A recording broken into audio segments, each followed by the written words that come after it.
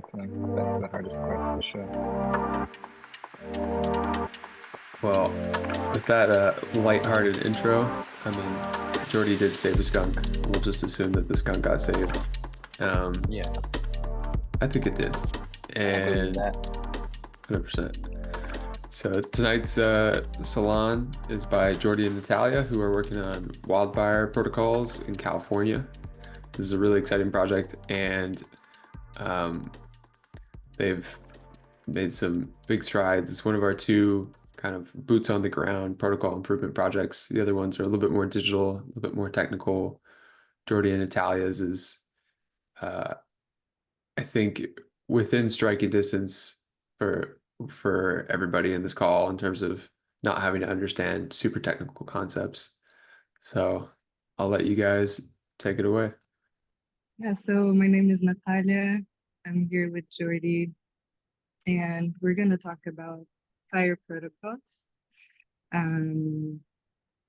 We come from Jiordi. Do you want to skip to our intro? Jiordi is a California State certified burn boss, who is also the co-steward of the School for Inclement Weather and is working with the Kashaya Pomo Cultural Department to support the return of fire to the Kashaya territory.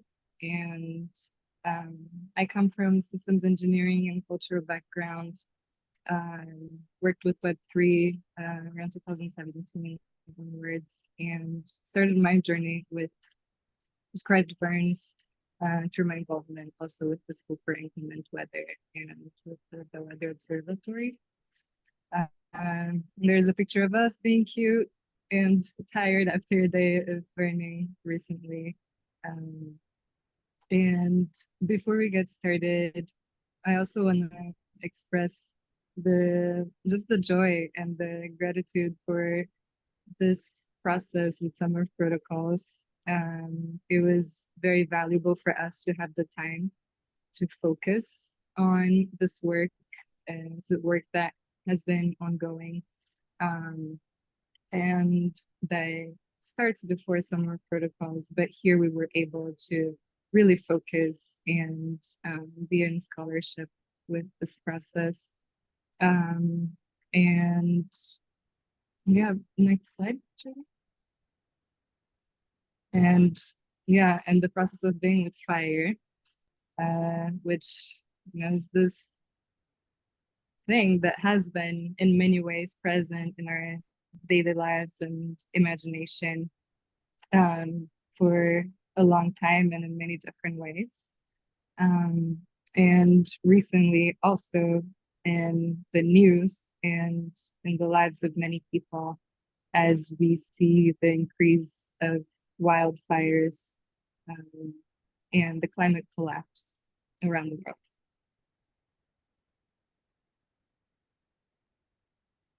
Can you keep going, Jiordi?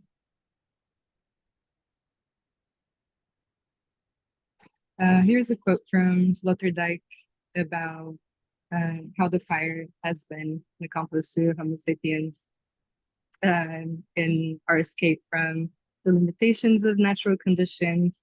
And there we can see a picture of poor Prometheus being tortured by the eagle after stealing fire from gods and handing it to humans. Next slide.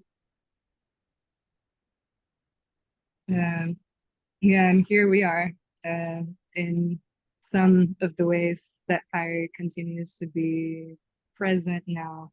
And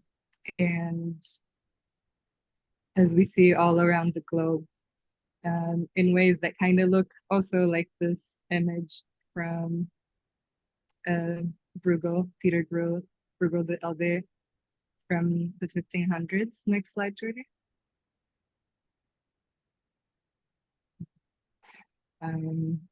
And next one as well. So we, besides, that the imagery of collapse and apocalypse, we're very interested in the different contrasts and contradictions that fire allows, and also the expensive broadness of the metaphors related to it. But today, the primary focus of our presentation is going to be on a specific and very tangible aspect of fire, which is prescribed burns.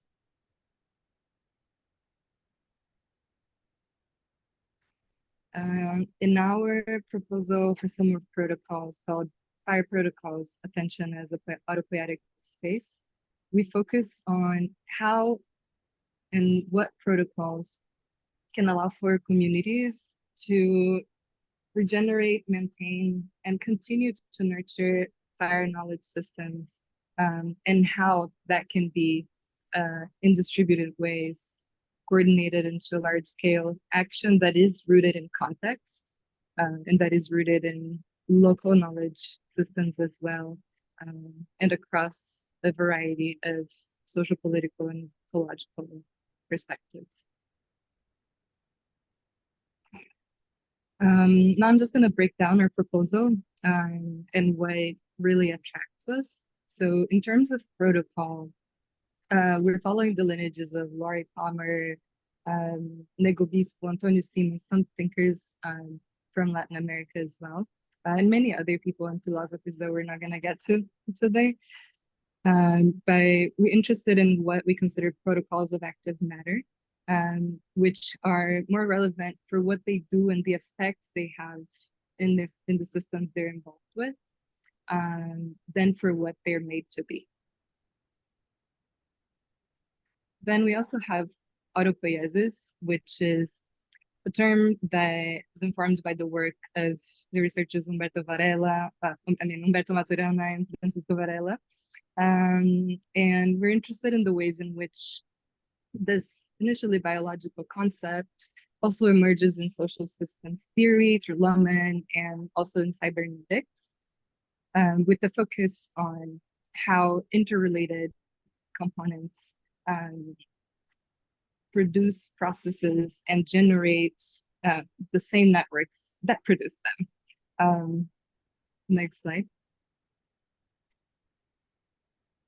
And it also is important here for us, before we start, to make the distinction between prescribed fires and wildfires, as wildfires come with the imagery that we have today of these collapse and accidental large scale, usually large scale, or can get to large scale fires, versus prescribed burns, which are planned events for specific outcomes that are related to cultural processes, as well as research and ecological health, and can work on aspects such as the control of invasive species and wildfire reduction as well. And it feels important to also start by rooting our process and rooting prescribed fires in a historical context. So for thousands of years, fire has been used by many cultures as a companion for ecological systems. And there have been many ways in which relevant and historical facts have shifted the ways humans relate to fire.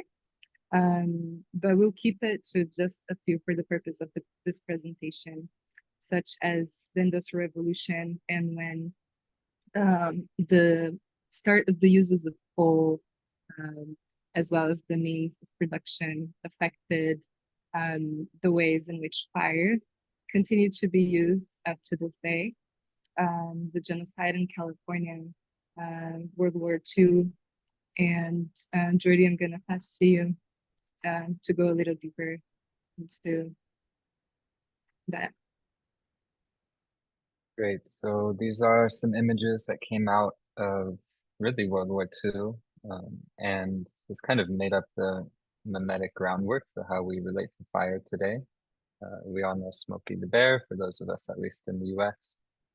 And it's really important to name that during World War II, there was this massive fear that the US was going to experience a fire attack.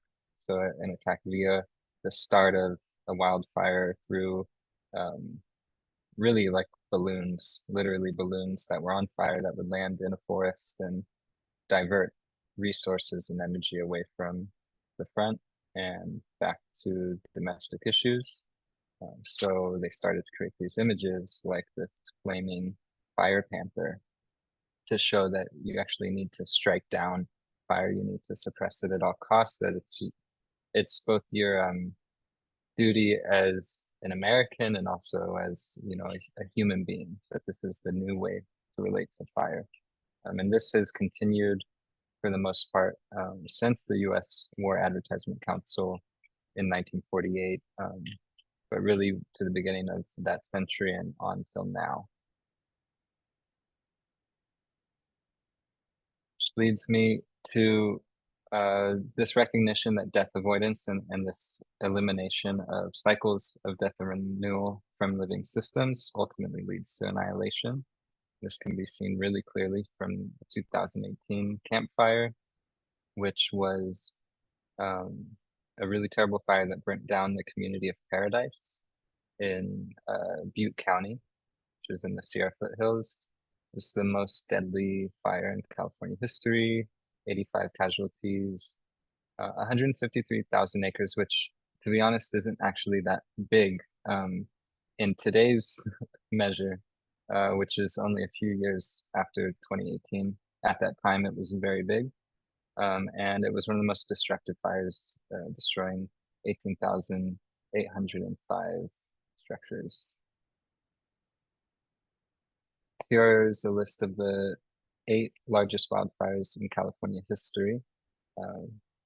As you can see, most of them are in the last 4 years, except for one that was in 2017.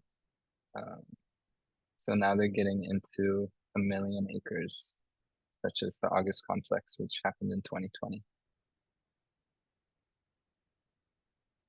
So people use this term fire ecology a lot to describe California, that the forest has evolved in relationship to cycles of burning. A lot of plants require it in order for regeneration. Seeds require serotiny, that's like birthing through fire, scarification, in order for the forests that we know to be what they are.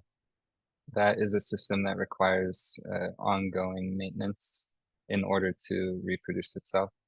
And because of over 100 years of fire suppression, so the non-allowance of that system to play out as it was designed, fires are no longer able to inhabit forests with beneficial effects without some level of intensive management. So we don't have the option at this point of just going back to any 0 point, any starting place. There's no reproducing what John Muir saw or didn't see in his early travels of California.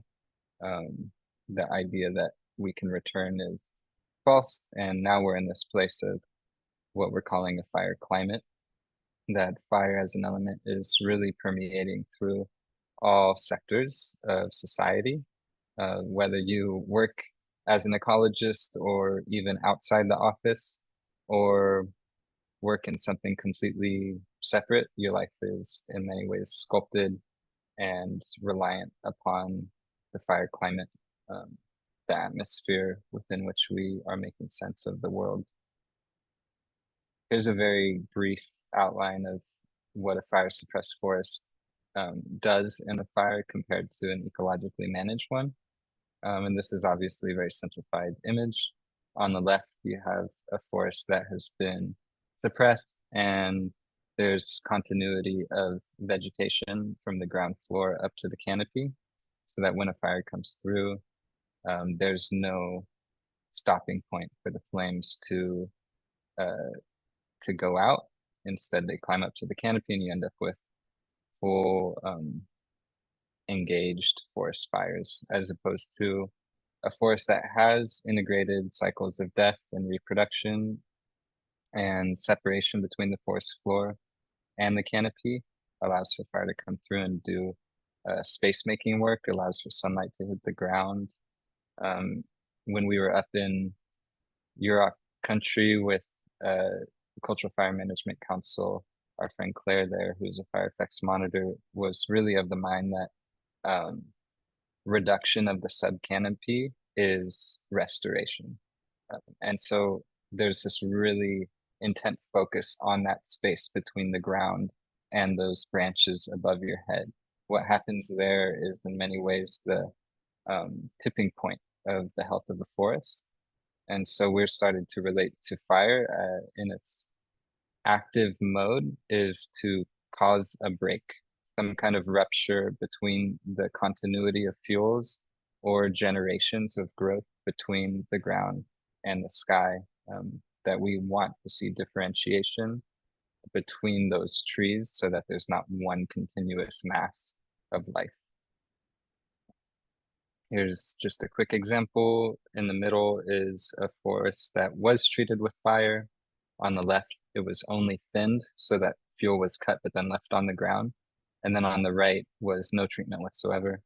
And you can see that forest has been obliterated and the fire treated forest is maintained for the most part its entire canopy. So this hasn't actually been a very long time that we've been in this sector of fire management. For me, it's only been 5 years. Obviously, it's accelerated very quickly, but I wanted to show this to say that I never had the intent of becoming fire manager or to work in fuels, but it was simply my inhabitation of a fire climate that left me to reckon with smoke-filled lungs, climate anxiety, premonition that at any moment, we'll be evacuated living in a very rural part of California. And so inherently was kind of forced into, though I did consent to dive deep into this work. 2021, Nathalia joined and we started to prepare this land for fire, along with a collective of folks here. Then in 22, I was sponsored by the cultural department of the Kashiapomo, whose reservation we're very near. And we have like almost no other neighbors, so it's a very intimate relationship. Sponsored me to become a state certified burn boss, which is a kind of ridiculous name for a fire manager, someone who writes prescriptions and coordinates all the resources and makes a burn happen. And then just 2024, SOP. In May, we just did like review of all the literature, the research that's happened so far around at least Sonoma County and California, how prescribed fire is happening, how it's not happening. We interviewed a bunch of people who are kind of working at the front line of that. And we hosted a couple burns to make sure we were actually in the practice and not just talking about it. In August, we drafted our proposals of what we thought were good ideas. We got our interviewees to like sign off on it, make sure we heard them correctly. And then this past September, we started to implement some of what we learned and also attended a week-long training, like I mentioned, with the UROC up in Northern California. Just want to introduce you to Sonoma County since that's where we're super focused. This is the vegetation type. We're in the top left corner, so what would be considered Northwest Sonoma County, which is the most rural part. And we're kind of right at that point between conifer forest mixing with hardwood forest, which is a really intriguing place to be practicing fire because it behaves in a bunch of different ways in really close proximity. This is a tribal territory, so you can see we're in Kashaya territory, working specifically with that tribe in terms of how we relate to cultural use of fire. But there's a bunch of other tribes around, a lot of overlap with other bands of Pomo. I really wanted to include this because it starts to get into the politics of like who gets to burn and who doesn't, how much do you have to pay, what hoops do you need to jump through. Fortunately, we're in Northern Sonoma County and not the Bay Area, so we're able to burn pretty easily. For those who are stuck in the Bay Area Air District, you're like forced through all of that bureaucracy of navigating San Francisco, Oakland, South Bay, and it's a total headache. These are ladder fuels, so this is produced by LiDAR, where they're able to see where in the county is it likely that a fire would jump from the ground up to the canopy. So we're in high density ladder fuel. This is wildfire history. So here's the 90s, minimal. 2000s, minimal. 2010, the whole, in that decade, pretty much all of the east side of the county burnt. These really terrible fires, so a lot of evacuations, a lot of destruction, casualties, and that really changed Sonoma County to like an active participant in prescribed fire, and made it like a really effective place to be doing this work because there's a lot of resource for it, a lot of interest, and also a lot of hazard. The conditions have only gotten worse. That pink is very high hazard. So not only are we dealing with the effects of high severity burns, but we're also increasing in the likelihood that more high severity burns will happen. This just give you a sense of like, yeah, everyone's affected. We're working with people from all sorts of different walks of life, whether they're a researcher for university or they work for the government or they're a tribal member, or there's someone working, yeah, in environmental work, prescribed burn associations, or just someone living in a fire environment. And then, of course, had to mention the wine industry, which is worth $9 billion a year. 1 in 5 jobs in Sonoma County is in the wine industry, and they are the largest opponent of prescribed fire that we have to deal with, to the point where they're even forcing the timing of prescribed fire to change so that we can adapt to their grape harvest, so that this idea that smoke taint is affecting the grapes, which we've done our best to prove is false and affected with more damage by wildfire. But there's just like a lot of fear around the economy being impacted by the use of fire. So there's, yeah, I'd say there's one of our biggest challenges currently in getting more fire to happen in a good way in the county. And out of all the stakeholders that we shared a couple slides ago, we noticed that for us, within the scope of summer protocols, it would make more sense to engage directly with the prescribed burn associations, which are self-organized. They happen all over the United States, usually in partnership with also a lot of the other stakeholders that you can see. So institutional partnerships, neighborhoods, landowners. And here in Sonoma County specific, Jiordi is also part of the steering committee. So we felt that we could make higher impact since the relationship is there. And Jiordi, next slide. And within the processes that we analyzed with the PBAs, the Prescribed Burn Association, and the fire protocols here in Sonoma County, we identified 3 main areas of challenges that we wanted to dive in. So coordination, context, and mimetics. For coordination, again, with the PBA, when you initially look at a lot of the content and tools that are used for coordinating, either being like for organizing burns, attending, learning about it, or wanting your own land to be taken care of with fire.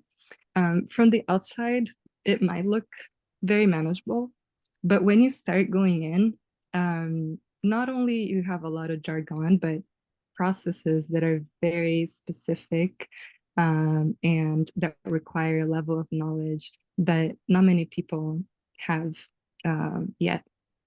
And so here's just an example of some of the steps that are outlined within the PBA website. And then in specific for Sonoma County, the PBA is called the Good Fire Alliance. And it has approximately 900 members that go from volunteers that live also in other regions, fire practitioners, researchers, landowners that want their land to be burned or that want to participate in other burns, and all sorts of people that are interested in prescribed fire. Again, for coordination, so here's an example of the process of a landowner that wants to have their land burned. So you fill up the interest survey, talk a little bit about your land, the size of the land, if it has ever been burned, the ways it's been maintained. And once it, and this form is also managed by one specific institution here in the region, which generally causes some bottleneck as well, because there's a lot of interest. But once you get your interest approved, it goes to the listserv of the GFA. And I don't know if we can see very well here, but there's one there for Bellwether RX, which is the one that happened here. And that's how people from the network get notified that it's happening and can go in and sign up to be a part of that burn. Here's an example of that list. And that becomes the roster for your burn. So here are some examples of those challenges within coordination, which is like sometimes you go in and you are not really sure of how to get involved, who to talk to. And yeah, there's this overall sometimes air of mystery, and also a variety of expertise levels, but not many trainers. So yeah, there's an overall lack of trainers that we see in many other areas of knowledge as well. And as I mentioned before, the intake bottleneck for the farm of landowners, and that just causes also a lot of competition for participation because it's a lot of land to be burned, and not many crews that can organize and be with resource to participate. There's a lot of people that are very interested and ready to participate, but that just the coordination point of connecting all the landowners with the intake farm and then actually organizing the resources to make it happen is a huge bottleneck.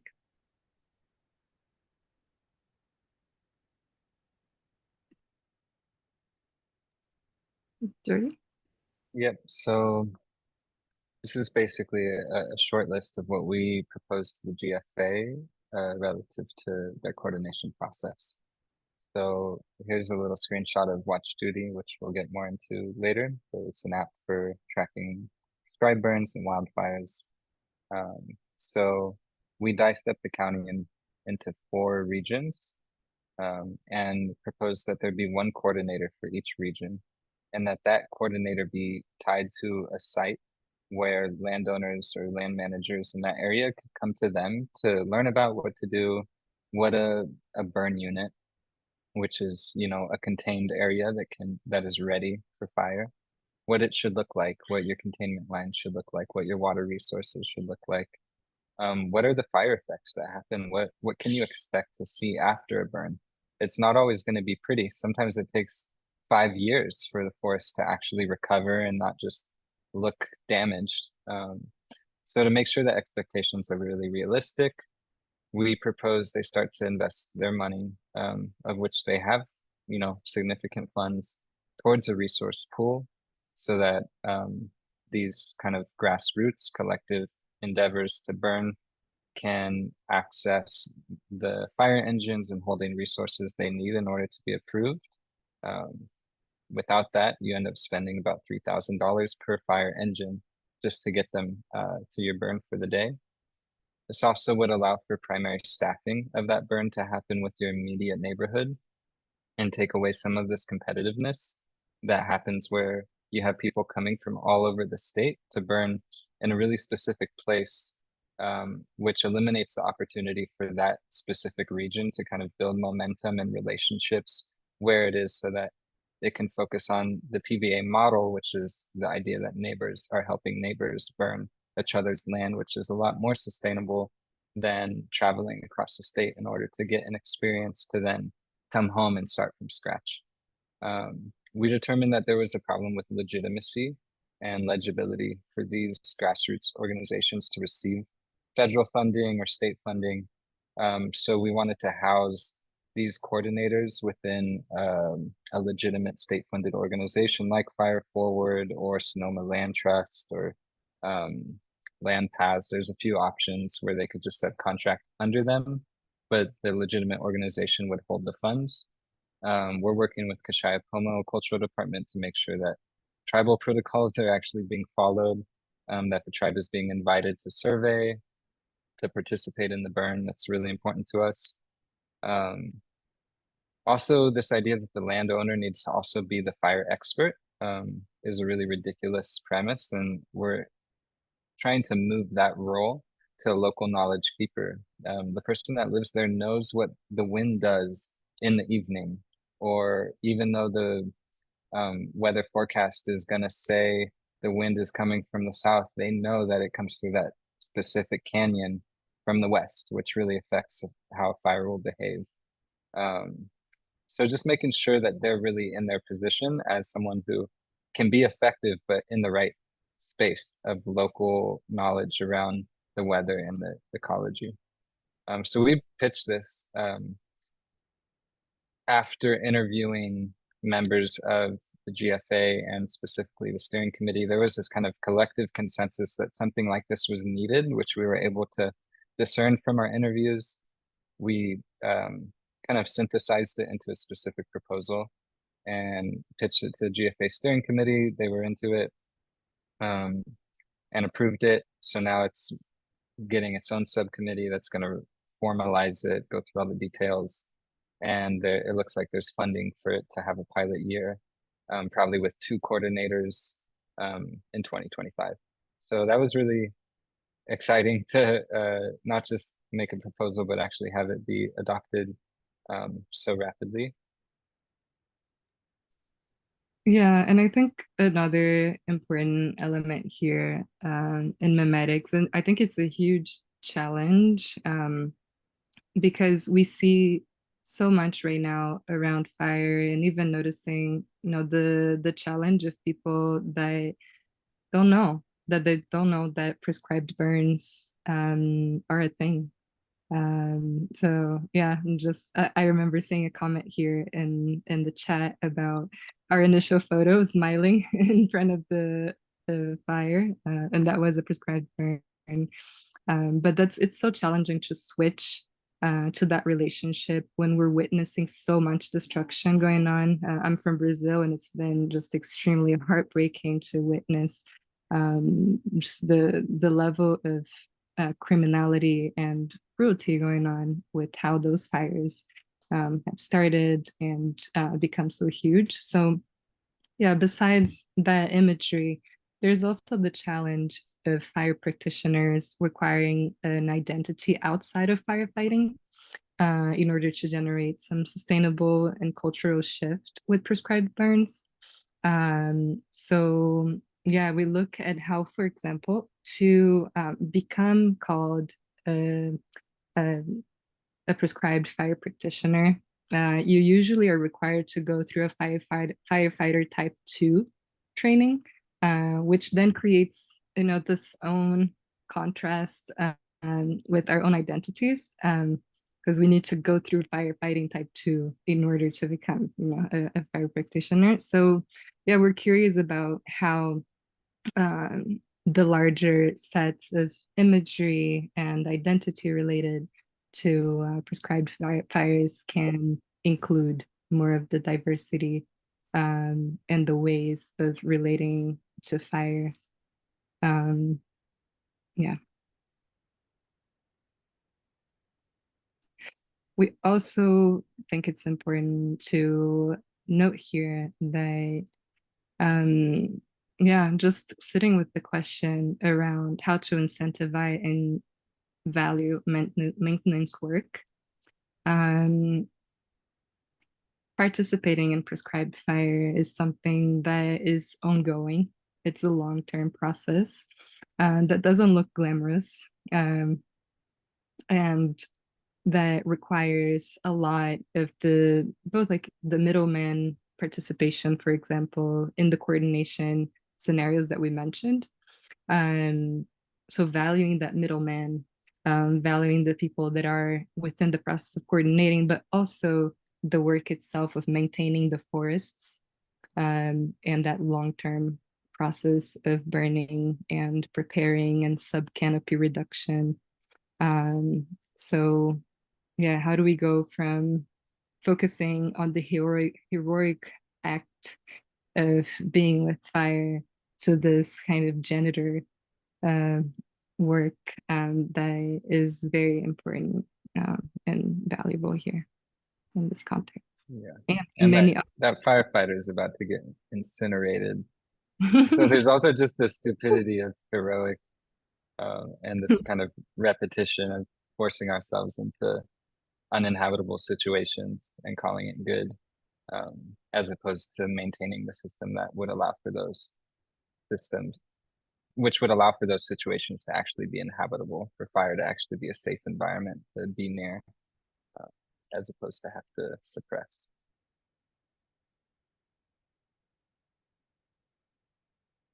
So this is something we wanted to just share really clearly because it's underlying a lot of our approach to fire, which is that it is not a singular event. We don't get to just burn and then walk away and say it's good for the rest of our lives. It's something that is ongoing and repeating through something called a fire return interval.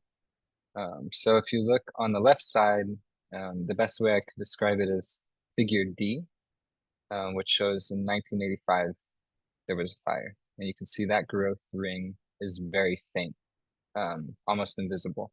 And it's followed by 5 years of very tight rings, which means very suppressed growth, which is then followed by 9 years of accelerated growth. Almost like, doesn't look like it's the same tree at all, which is followed by another fire in 1999, followed by suppressed growth, followed by accelerated growth. And that's the play-by-play of a fire-adapted forest. These are relating specifically to redwood trees because they're really good at telling that story and are incredibly fire-adapted. But it's true for a lot of trees. And that's also the issue with industrial forest management, is that by viewing suppression of growth, it's equated with suppression of capital, which is not allowed in a system that is forced to constantly expand. So how do we not only reintroduce fire back into our forests, but also back into our economies so that they can digest a loss of capital in certain short-term scenarios to allow for, ultimately greater capital in the long term for a forest that is well managed. It doesn't just get obliterated as soon as fire enters into the system, which, as we all know, it will eventually. In the middle image, you can see a really old redwood and how that fire actually changed the ways that those rings form. They're no longer concentric. They're starting to turn in on themselves. And here's just an example of fire return intervals for different trees. So everything's different. Black oaks, 2 to 8 years. Fescue oak grass, so we're not just talking trees, but also native grasses, 3 to 8 years. And I was just talking to Anthony, who's a cultural department head for Kashiapomo, and he was telling me that as soon as the acorns or the bay nuts started to get tiny, they knew it was time to burn again. And then after the burn, the acorns and the bay nuts, which was a staple food, would be big. And that they weren't basing it off of like these fixed numbers, but that it was responsive to how the ecology and the food systems were responding to their conditions. Oh, and actually, I'll go back. FEIS is a directory where you can type in any plant. You can use the common name, and it will guide you through that plant's relationship to fire, what you can expect when a fire comes through, what type of fire it likes, and how it will respond.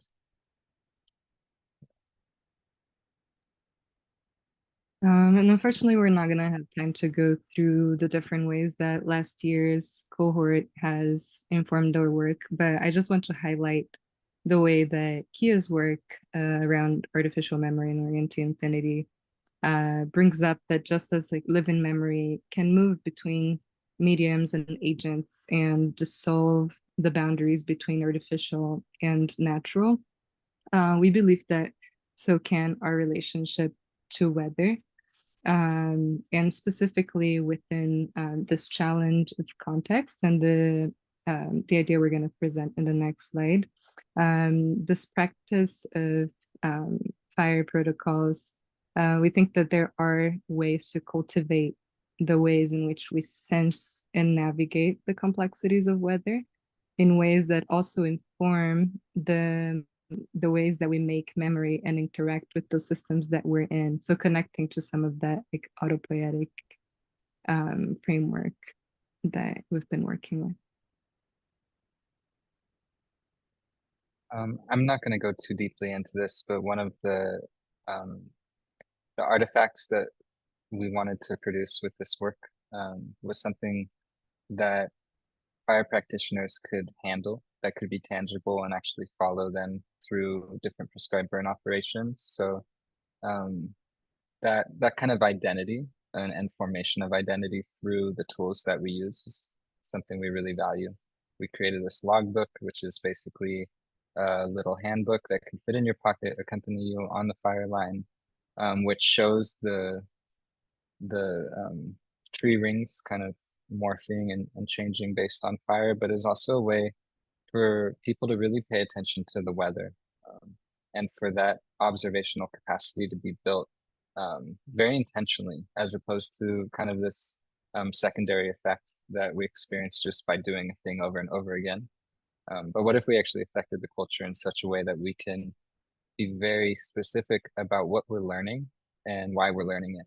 So for example, every hour on the hour at a fire, someone reads the weather over the radio, and they have to spin the weather. That's the traditional way to do it, or they use a digital kestrel, but spinning the weather requires this very like physical action of spinning this thermometer on its sling. And it ends up giving you through these graphs and tables, relative humidity, temperature, wind direction, wind speed, find dead fuel moisture, probability of ignition, like these very, I'm sure it sounds meaningless, but in terms of how that affects fire behavior is like one of the most essential points of knowledge to understand.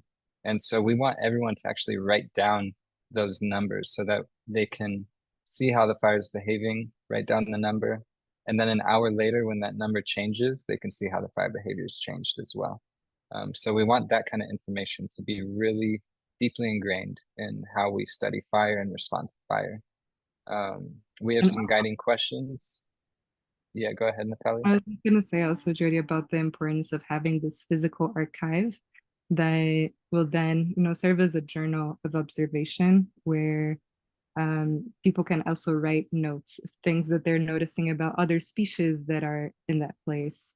And we provide also a set of guiding questions that allow for some of those observations and different exercises on how to be present with that place you're burning. And we've commissioned this image from a Mexican artist who's a dear friend, Lorena Mau, who this is just a sketch that she made of the idea, and she's gonna create something with it if we proceed with the book and actually produce it. And one of the kind of camouflaged efforts in this is to also show the way that time is not linear and it's not even concentric, but that it's something even weirder than that. It crashes back on itself. It morphs and forms to different environments. And kind of this image forces me to reckon a little bit with madness. And there's something I feels important to lay into the culture that we can engage with the madness of a forest, and that we don't need things to be so precise and clear for that to be culturally ingrained. That was important. So we had two burns, one in May and one in June. Like I said, we wanted to make sure we were practicing what we were studying. It was 60 acres total. We worked with 20 partners, and it was also how I was certified to become a fire practitioner. And yeah, it also happened in a season that is kind of rare going into summer. So we were kind of experimenting with that. There's a little star, shows you where we are in terms of fire fuel hazard. We're literally in the left map, smack dab middle of the highest severity in our region. I should have looked at this map before we ended up here, but I didn't. But it's all good because in map 2, 8 years later, you can see that most of the land to the east and northeast of us has joined us in high severity. So we're not alone. We're all equally screwed. These are all the partners. So they participated directly in the burn. We wanted to include as many people as possible because a lot of what we're focused on is just the relationships. I'm moving a little quicker now because time is timing. Some images. Top left is the map I made of the burn units. There's different drop points and water resources. We hired a fire engine, hired the alpaca to come help. And here's the night burn. So this we had to stay with till that bottom left corner of the sunrise. There's my dog and my partner Bronski in the top left corner. And there's even a midnight pizza delivery, which was really clutch. And there's some sound and image. Okay, But I'd say when I get to that ravine, I'll go straight down to the road and stay on that side of that ravine. so that gives you an example of like radio talk, making sure we're actually like moving on the land. Hey, what's up? How you guys doing? How's the road? It's joyful. People are celebrating. This is the end of the burn. We're tired. There's laughter. So it's not like a crisis environment. I'm gonna skip this one. This one's high intensity fire, so we're actually like burning a lot of fuel in this situation because of all the storm damage. And it's important to name that like this was all redwood forest, managed by the Kashaya in terms of fire use. The genocide happened in California. That use of fire was cut off. Those redwoods were logged. A bunch of tan oak grew. That tan oak got a disease called sudden oak death. Became very weak. Storm system came through and like clogged the forest. So the forest we're working with now is not the forest that California is used to. It's a completely different environment. And so the fire effects that we're required to lean on are really different than like the ideal fire scenario. So we're seeing bigger flame lengths than we want to, but it's all to get to this fuel reduction. So we partnered with Fire Forward to measure how much fuel we were removing from the system. And on average, we went from 51 tons per acre to 8 tons per acre, which is a ridiculous reduction of fuel. And that happened in a night burn in June. So it's really important that we're able to show this data to continue to support burning in the future. Yeah, and I'm gonna go through this really quickly, but that data is an example of important information as this shift happens in terms of legibility and in terms of how the national, federal, and state levels of interacting with prescribed burns continue to happen. And so we really, as we continue this work, we wanted to make sure that we can be in dialogue between what's happening at that level and what's happening in local communities. So here, there's been a number of bills and happening across different areas here in the United States. But this one is happening, it's going to Senate this year. And we just want to highlight a few things that we thought were relevant, that were surprising to us.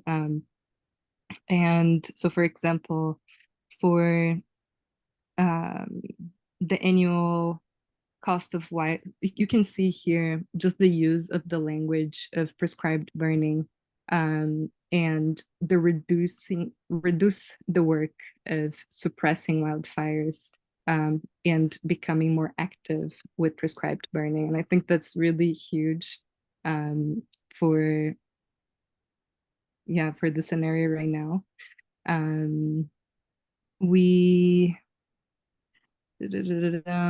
So here you can notice the Prescribed Fire Council and Prescribed Burn Associations being elevated as important groups to receive financial assistance from this act. So again, like just the community organizing groups being able to receive more resource. And here really highlighting the 6-year period that's required for the group to be engaged with, and the emphasis in wildfire risk reduction, and especially the all hands, all lands language also really called our attention, and how it's being regionally focused moving forward, taking into consideration local cultural aspects. Jiordi, you want to go ahead with this one? Yeah. So we're really struck by the conversion of seasonal firefighters to permanent employees as prescribed fire practitioners. That shows like such a complete reorientation to resource use. And yeah, we jokingly called it part-time hero to full-time janitor. And also I was struck by just the fact that they said no one who's been convicted for arson in their program for like formerly incarcerated individuals. I actually think that those convicted of arson are probably the most effective prescribed burners, but we have to leave that alone, I think. Let's see.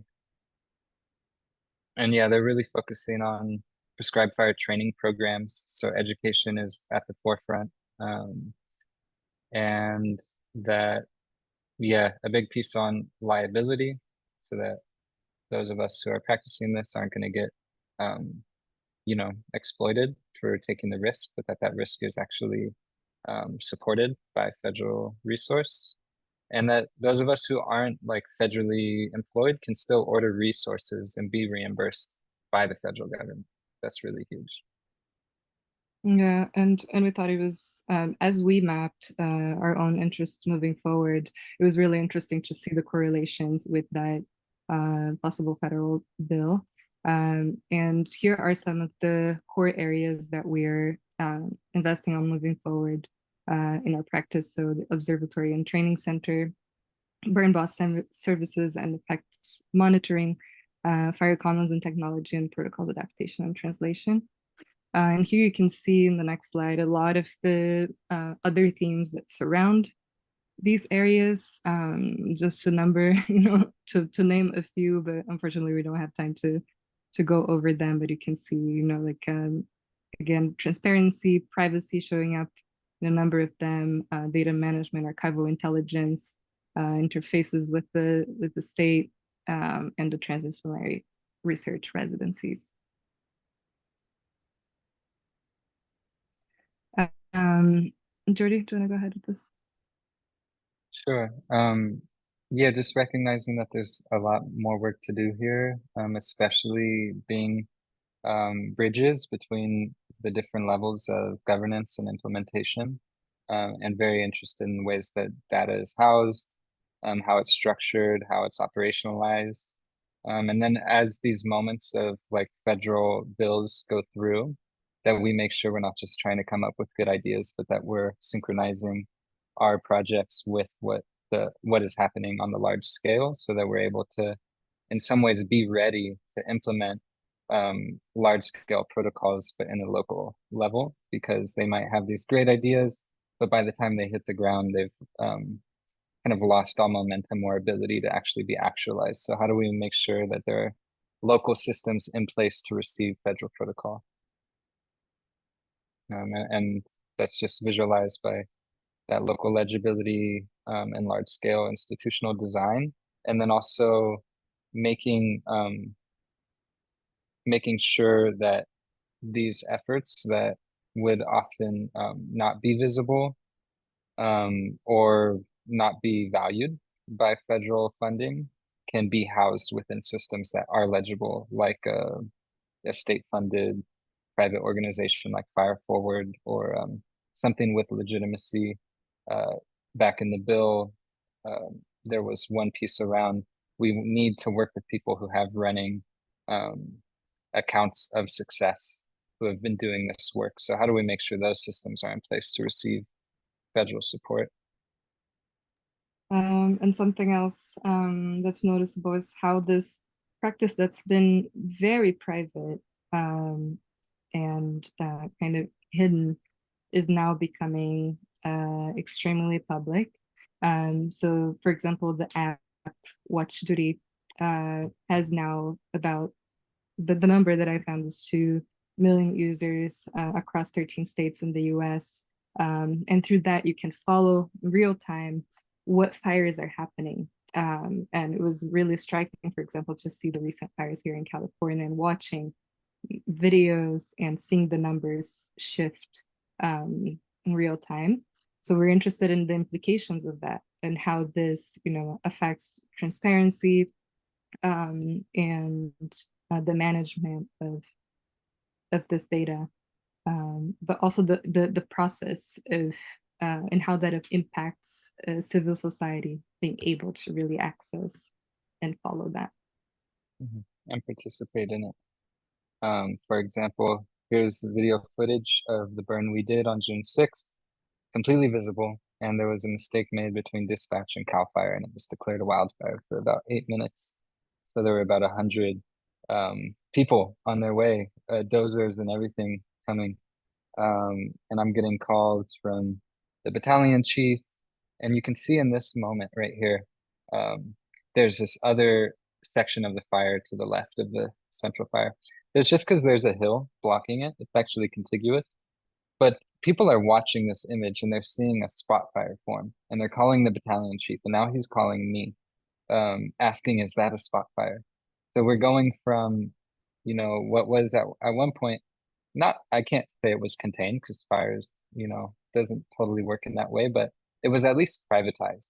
And now it's a public boxing match when CAL FIRE loses a fire and it runs up a ravine, like in a few slides back.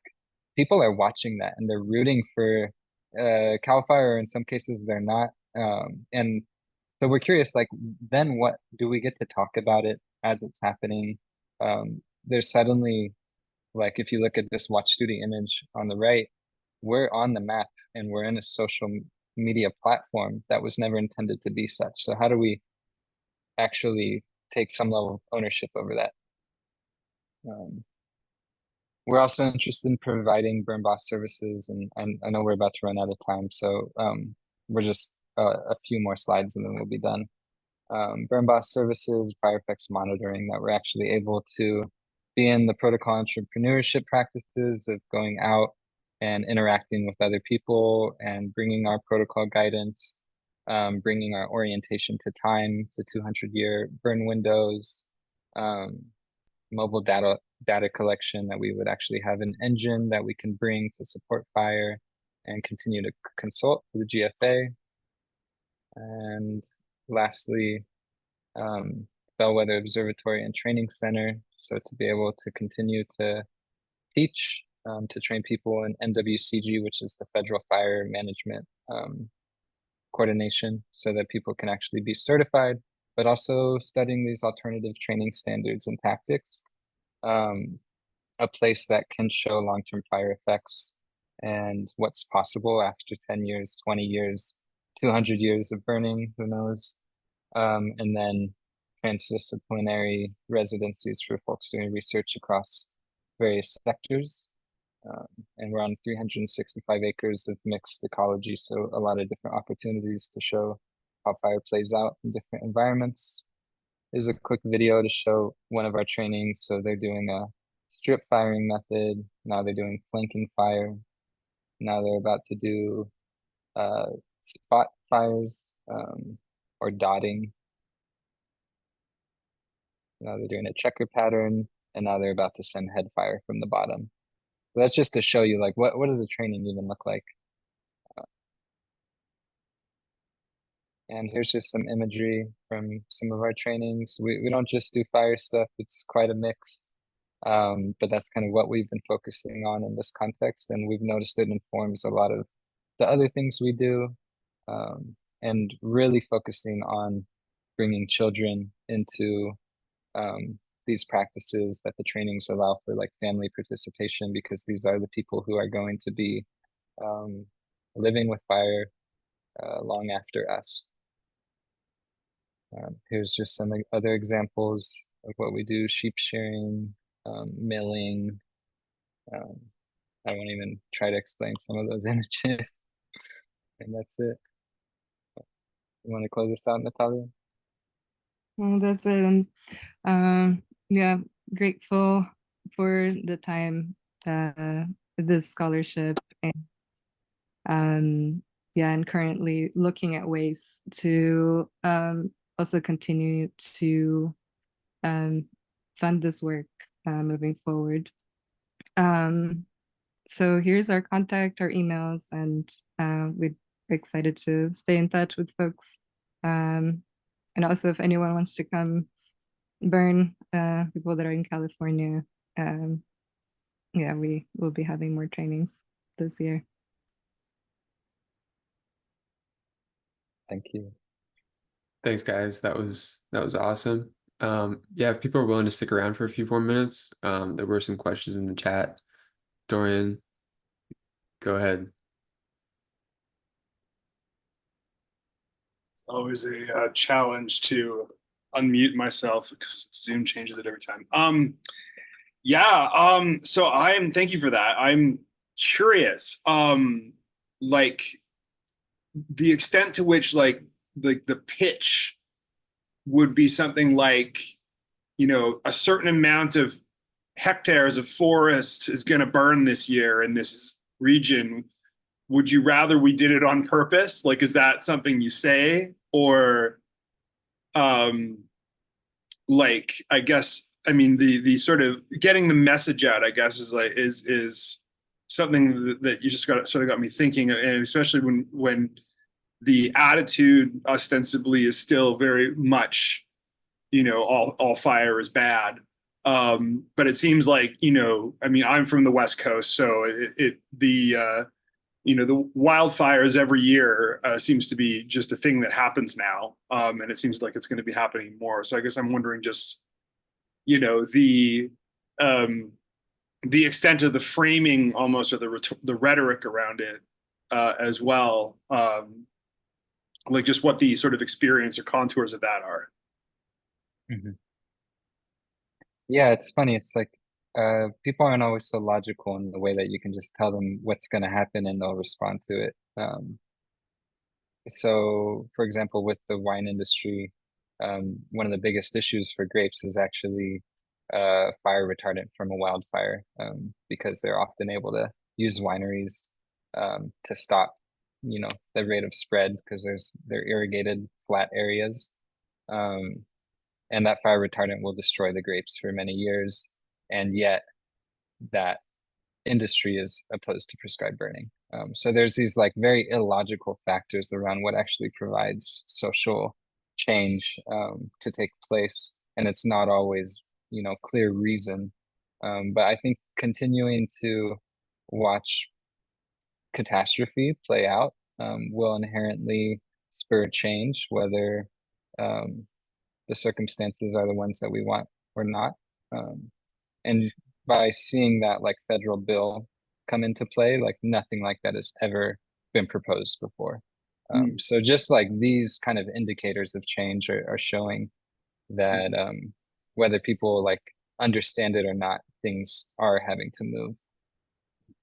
Have you done like CO2 slash volatile organic compound like calcs on like, you know, if we prescribe burn this much, it's going to release this much carbon, like, but you know, this many hectares are not going to burn, and so therefore we're actually saving carbon. Like is that part of Yeah, a lot the of universities are doing research, especially in agricultural sector, around how fire affects air quality. And one of the biggest things we skipped over in the bill was around excluding prescribed burns from this kind of like overall quota of air particles, or like how much pollution you're allowed to make in a given year, which is a whole rabbit hole. But yeah, there is a lot of research happening to make sure that prescribed burning is not impeded by that kind of false understanding.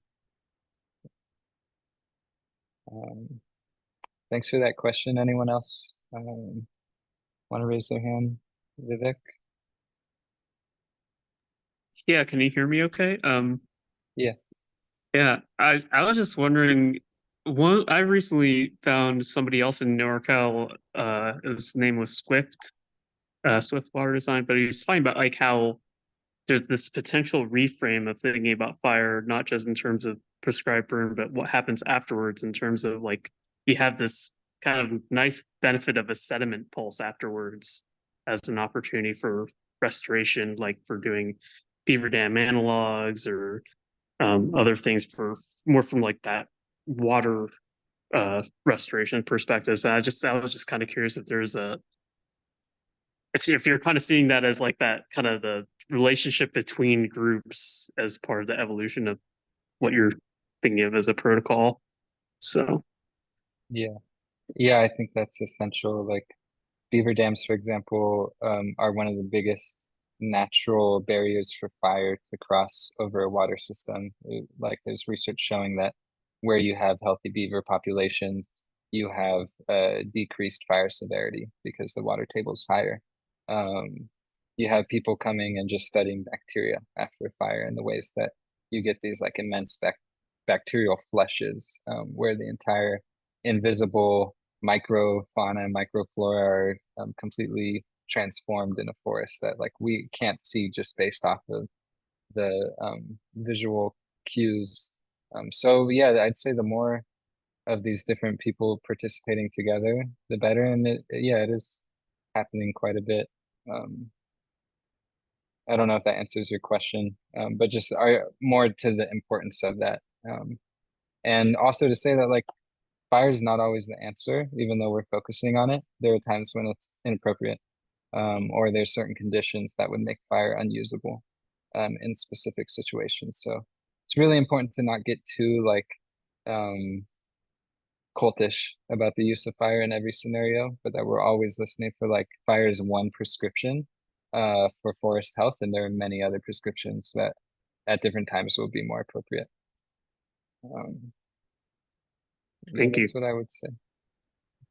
We're quite over time, but Sam has a great question in the chat that I would feel remiss about not hearing an answer to. But so maybe that can be our last question.